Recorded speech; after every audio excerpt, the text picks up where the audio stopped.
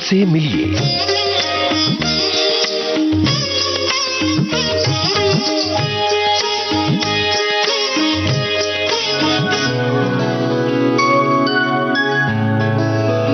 नमस्कार श्रोताओं, इनसे मिलिए कार्यक्रम में आज हम आपके लिए लेकर आए हैं जानी मानी लेखिका प्रमिला भारती से एक मुलाकात। आपसे बातचीत की है नेहा शर्मा ने। आज लीजिए सुनिए इस बातचीत का चौथा और अंतिम भाग। श्रोताओं नमस्कार। आज हमारे साथ मौजूद है एक ऐसी रचनाकार जिनकी कलम कविता, गीत, छंद, दोहे, मुक्तक और गजलों के साथ साथ कहानियों पर भी अपना जादू बिखेरती रही हैं। विभिन्न राजकीय, सांस्थानिक और कई प्रतिष्ठित साहित्यिक पुरस्कारों से सम्मानित रचनाकार प्रमिला भारती जी आज हमारे साथ मौजूद हैं। प्रमिला जी, विविध भारती के स्टूडियो में आपका बहुत बहुत स्वागत है। नमस्कार। तो प्रमिला जी, आपने जब गजल लिखना शुरू किया तो उसमें भी आप अपना गुरु किसको मानती हैं? उसमें हम अपना गुरु मानते हैं कृष्ण बिहारी नूर साहब जी। बहुत बड़े शायर हुए हैं, तो हम उनके पास अक्सर जाया करते थे और वो हमें बताते थे। उनकी किताब थी समंदर मेरी तलाश में, उन्होंने लिखी थी एक, तो वो किसी को देते वेते नहीं थे। एक दिन मतलब हम गए, उनकी वाइफ थी तब जी। वाइफ उनकी बहुत पहले चली गई थी, नूर साहब तो बहुत बाद में गए, तो उनकी वाइफ थी। तो तब हमारे पतिदेव का देहांत हुए, कुछ साल हुए थे, तो हम गीत लिखते थे तो बहुत रोने वाले जी। उनकी वाइफ के पास हम जाते थे अक्सर। तब नूर साहब डाकखाने में सर्विस करते थे। उनकी वाइफ हमसे सुनती थी, वो भी रोते जाती थी, हम भी रोते जाते थे हमारे गीत सुन के। तो एक बार नूर साहब हमारा गीत सुन के इतना खुश हुए और बहुत बात बताते थे।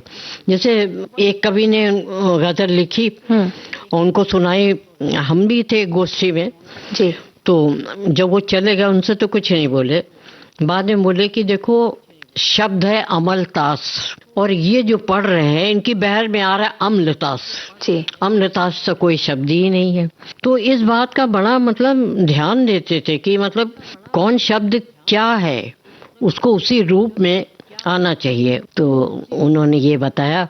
और एक बार ऐसा हुआ कि रविंद्र जैन, वहाँ पे एक बहुत बड़ा हॉल है रविंद्रालय लखनऊ में, तो रविंद्र जैन का वहाँ प्रोग्राम था, सम्मान हो रहा था।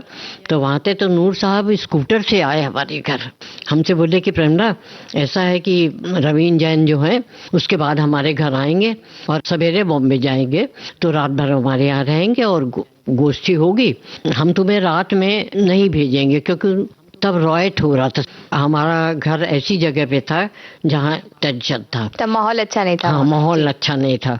तो समझ लीजिए हम लोग गए थे, उनको सम्मान के बाद वो वहाँ आए थे। उनको हमारा एक लोक भाषा के गीत बहुत पसंद।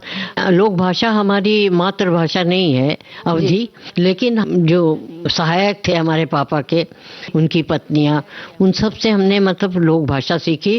और तब इलाहाबाद रेडियो में प्रेमा गौड़ नाम की एक आर्टिस्ट थी, उनसे हमने कहा था कि दीदी आप जब बोला करो हमसे तो अवधी में बोला करो, हमको बड़ा अच्छा लगता है। सबकी तो दो दो भाषाएं होती है, अपनी भाषा भी होती है, जो बोलते हैं वो भी होती है, मातृभाषा भी होती है, और हमारी तो एक ही भाषा है, यही हम बोल भी रहे हैं, यही मातृभाषा भी है हमारी दो भाषा है ही नहीं। हमको अवधी बहुत अच्छी लगती है, हमको सिखा दो। तो उसके बाद फिर हमने, हमारी एक पुस्तक है सोन चिरई, उसमें सारे लोक भाषा के गीत है, लोक भाषा का मुक्तक है, लोक भाषा का छंद है, सब कुछ है, सब लोक भाषा में। हाँ, तो हम बता रहे थे कि उनको एक लोकगीत हमने सुनाया था, बहुत अच्छा लगा था, रविंद्र जैन जी। हाँ जी। तो कहिए तो हम बिल्कुल सुना दें। इस लोकगीत में हमने एक दोहा जोड़ा है। हजरत निजामुद्दीन औलिया अमीर खुसरो के गुरु थे और हजरत निजामुद्दीन के गुरु थे चिश्ती संप्रदाय के संस्थापक फरीदुद्दीन बाबा फरीद। इसमें हमने उनका एक दोहा, ये हमारा लिखा हुआ दोहा नहीं है, लेकिन जब इसको पढ़ते हैं मंचों पर तो लोक रंजन की दृष्टि से हम ये दोहा इसमें हमने जोड़ा है।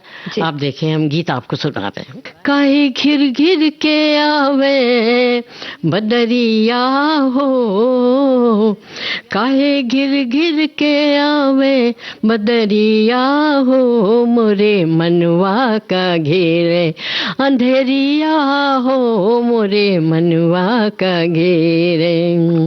बिरहा बदेरी देह चंद्रमा, आंसुअन बूढ़े मन के अंगनवा, पुरवा हमका नीक न लागई, पुरवा हमका नीक न लागई, जो रही रही के खटके केवरिया हो, मोरे मनवा का। देखिए यहाँ पर किवाड़ खटकती है तो लगता है पी आ रहा है। दादुर मोर पपीहा गावे, ताल तलैया भरी भरी आवे, तो आस के बिरवा मुरझे मन मा, जो तीरे से लौटे लहरिया हो, मोरे मनवा का गिरे। देखे चनन हिंडोले ना रेशम डोरिया, गुड़िया झूले गावे कजरिया, जो सुदिया के बंसी बाजई, जो सुदिया के बंसी बाजई, बटे जियरा मा को रसरिया हो, मोरे। देखिए इसमें रस्सी के बटने का कैसा दिया है कि किसी की याद आती है तो ऐसा दिल मरोड़ खाता है, लगता है कि कोई रस्सी बट रहा है ना। अंतिम देखिए इसका। सगुन विचारों दियना बारों, सांझ सकारे बटिया निहारों, तो उड़ जाई जाओ तन के सुगना, उड़ जाई जाऊं तन के सुगना, खुली रही है नयन के पुतरिया हो, मोरे मनवा का गे। तो कागा यह तन खाइयो, चुन चुन खइयो मास,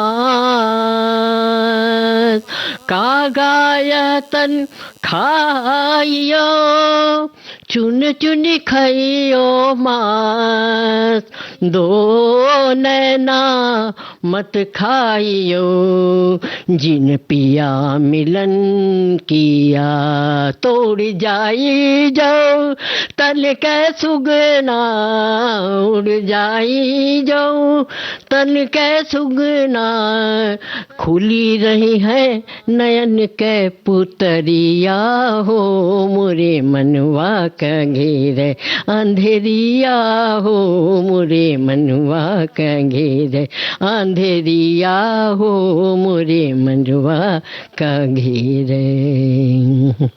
तो रविंद्र जी को आपका ये गीत बहुत पसंद आया? बहुत पसंद आया जी, क्योंकि वो उन्होंने भी रामायण के कई गीत लिखे हैं। हाँ। और फिल्मी दुनिया के जो बड़ी बड़ी हस्तियां हैं उनमें से कोई एक और भी हैं जिनका नाम बहुत हमने सुना है और उन्होंने भी आपकी तारीफ में लिखा था वाह, तो वो क्या किस्सा है बताइए। अरे हमारे जीवन की बहुत अच्छी याद है वो जी। 1962 में चाइना का युद्ध हुआ था जी। तो कानपुर के सिद्धेश्वर अवस्थी जी हैं, उन्होंने गीत नाट्य लिखा था। गीत नाट्य का नाम था धूल की बेटी। तो उसमें ऐसा है कि पति गया हुआ है सीमा पर जी, और पत्नी जो है वो गांव में जागरण फैला रही है। वो मतलब रो नहीं रही बैठ के। तो वो ऐसा हुआ कि ये पृथ्वीराज कपूर जो है, राज कपूर के पिताजी जी, उनके ऊपर अभिनंदन ग्रंथ लिखा गया था किसलय मंच की तरफ से। पृथ्वीराज कपूर को उनकी पत्नी को दोनों को बुलाया गया था और तब वहाँ पुष्पराज टॉकीज एक फिल्म फीचर हॉल, अब नहीं है वो, अब वहाँ कुछ और बन गया है। तब वो नया नया बना था तो वहाँ पे उनका सम्मान होना था, अभिनंदन ग्रंथ देना था और वहीं पर ये धूल की बेटी का मंचन हो रहा था। इसको हमने गाया भी था, इसकी ट्यून भी बनाई थी और इसका निर्देशन भी किया था, सबको बताया था। तो हमारे पिता ने हमसे कहा कि बेटा बहुत बड़े बड़े लोग आएंगे और तुम्हारी मदद के लिए किसी को भेजे। इतना हमें कॉन्फिडेंस था बेटा कि हमने पापा से कहा कि नहीं हम कर देंगे, और हमने किया और बहुत अच्छा हुआ। तो फिर उसके बाद पृथ्वीराज नीचे मंच के आ गए तो तमाम लोग टूटे पड़ रहे थे, कोई उनके साथ फोटो खिंचा रहा था, कोई ऑटोग्राफ ले रहा था। तब हम किनारे पे कोने में खड़े हुए थे, देख रहे थे। तो पृथ्वीराज कपूर ने जो देखा कि हम कोने में खड़े तो उन्होंने हमको बुलाया। जैसे ही उन्होंने हमको इशारे से बुलाया तो भीड़ छट गई। बीच में रास्ता हमारे लिए बनाया गया, हम आ गए उनके पास। तो उन्होंने हम ऑटोग्राफ लिया, उसमें इतना बड़ा सा वाह लिखा। क्या लिखा है बताओ? हमने कहा वाह। क्यों लिखा है पता है? तो हमने कहा नहीं। तो बोले तुमने बहुत अच्छा निर्देशन किया, बहुत अच्छा गाया, बहुत अच्छी ट्यून बनाई। अब वो ऑटोग्राफ हमारे पास है अभी। और समझ लीजिए कि तब ऑटोग्राफ का जमाना था ना बेटा। तो विनायक राव पटवर्धन, नारायण राव व्यास, विलायत खां हैं, बड़े गुलाम अली खां, बेगम अख्तर, इन सब का ऑटोग्राफ हमारे पास है। तो और हम कभी कभी उसको देखते तो हमको इतना अच्छा लगता है, हम उसी पुराने समय में पहुंच जाते हैं। हमको ऐसा लगता है कि हम मंच पे चढ़े हैं ऑटोग्राफ लेके, और ये हम बड़े गुलाम अली खां साहब के पास हम खड़े हैं। वो सारी यादें समझ लीजिए हमारे स्वर्णिम युग की यादें हैं। वाकई आपके पास जितनी यादें हैं उससे तो हमें भी लग रहा है कि हम ये नहीं बीथियों में खो जाए हैं। लेकिन क्या करें, अभी समय का एक रहता है चक्र। तो जाने से पहले आप हमारे श्रोताओं को क्या कहना चाहेंगे? जाने से पहले सारे श्रोताओं को एक बात बताना चाहूंगी गीत के माध्यम से। जाने से पहले जो बात कहूँ सुन ले, ना जाने से पहले मेरे आकर आकर मन ही मन गुन ले, ना जाने से पहले जो बात कहूँ सुन ले, ना जाने से पहले कोई ले आस कभी पास तुम्हारे आए, द्वार खोल देना सहमे सिसके मन में सांत्वना की मीठी रसधार घोल देना। तो कुछ भी हो तुमको नव ज्योति के सगुन देना, जाने से पहले जो बात कहूँ सुन ले, ना जाने से पहले। बन सुने जी। देली पर अल्पना बनाई है मैंने, उसको नहीं मिटाना। पीर किसी की भी हो साथ सभी के मिलकर बोझ तुम उठाना। तो बेसुरे सुरों को भी सौम्य मधुर धुन देना, जाने से पहले जो बात कहूँ सुन लेना, जाने से पहले। अंतिम देखे। मन धुनी कपास जो बिखर गए हैं उनको रोने कभी न देना। प्यार से दुलारना संवारना स्वयं पर रोने कभी न देना।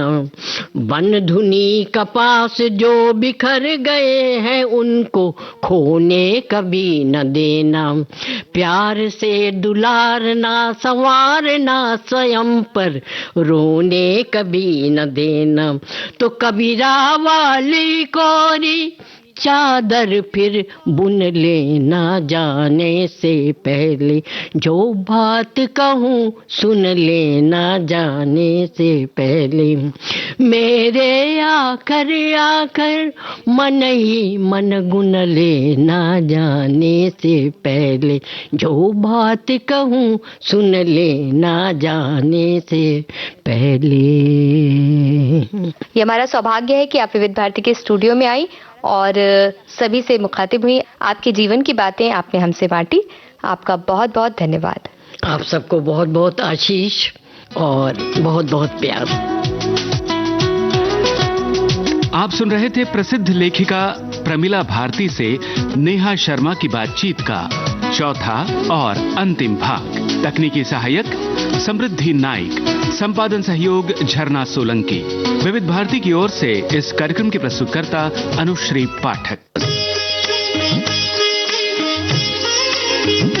इनसे मिलिए।